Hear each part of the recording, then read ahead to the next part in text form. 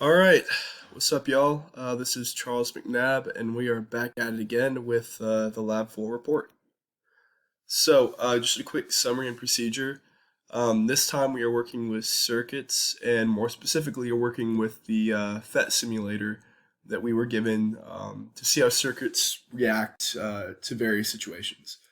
Um, those situations be experimenting with like different configurations, adding a capacitor, um, adding or yeah, adding multiple resistors, adding bulbs, just seeing how stuff would react, and then also seeing the discharge, the effect that capacitor discharging has on a bulb, and then in the end, the goal is to find the RC for a discharging capacitor.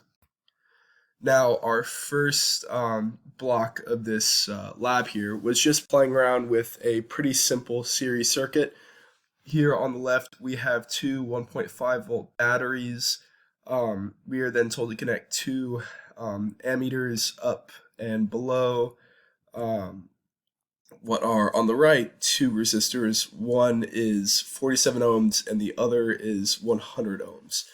And again, these are all connected in series. What we were told to do was see if we could estimate the current that would be flowing through here using loop rule and comparing this and this. You could come up with an answer of 0.02 amps, and that's exactly what we came up with. Now, we were just told to play around with this, and now what happens when we add or when essentially we move this ammeter from here into parallel right here, parallel between the 100 ohm resistor.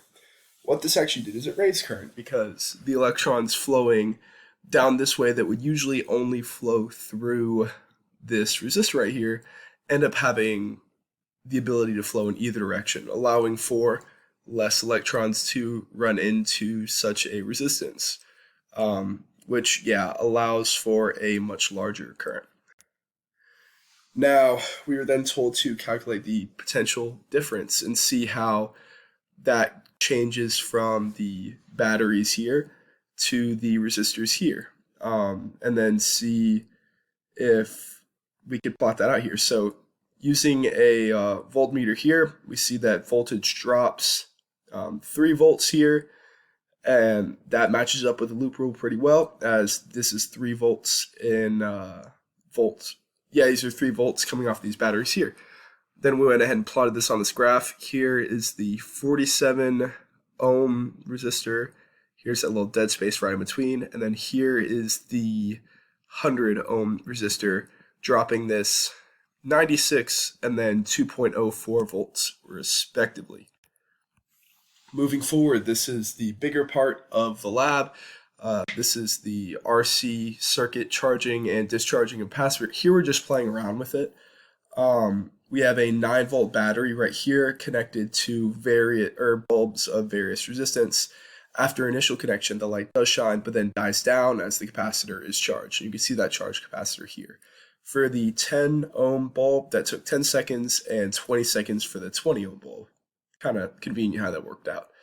And then once we removed the battery from the circuit and then reconnected the wires, the light began to shine again, but it fades as the capacitor discharges. And it actually discharges faster than it charges. So for the 10 ohm, you add 8 seconds, and for the 20 ohm, you had a 16-second discharge. Now collecting the voltage data for the 30 ohm bulb connected with the same capacitor and the same battery. We went ahead and did that over a 20-second interval here, and then plotted that data on a natural log of voltage divided by initial voltage versus time graph. That all comes from the solution to a differential equation, which we were shown in the instructions. A lot of explanation, but if you've done the lab, you would totally see it. Here, I was given this slope, and now we could backtrack that and find that the RC was 6.906 seconds, which does fairly well with our other predictions. Now, some important questions. What if you were to do this in real life and use an actual ammeter instead of an ideal ammeter? So an ideal ammeter has no resistance to it, but in real life, an ammeter would have just a tiny bit of resistance. So yeah, I mean, that's the real difference, is that we were lucky enough to use an ammeter that had no resistance here. And then if we were to do this lab in real life and use a real battery to charge a real capacitor with no resistor in the circuit, how quickly would our ideal model predict the capacitor reach full charge? And so, almost same thing as the first question. We'd expect it in real life to reach almost instantly full charge. However, that's not the case because everything really does have resistance. Even the wires have resistance in real life. So that's the real difference. It would still take time, but not as much time. Thank you.